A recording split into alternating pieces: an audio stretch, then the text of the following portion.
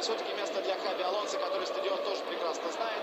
В свое время он играл в Ливерпуле, и, как мне представляется, именно с уходом Хаби Алонсо закончился тот самый Ливерпуль, который сотворил одну из самых невероятных ночей в истории европейского футбола. Пока я все это рассказывал, Хаби Алонсо ушел, Криштиану 5 шагов назад сделал, и теперь будет бить поворотом Давида де Геа. Тот подставил такую стеночку из 3 футболистов.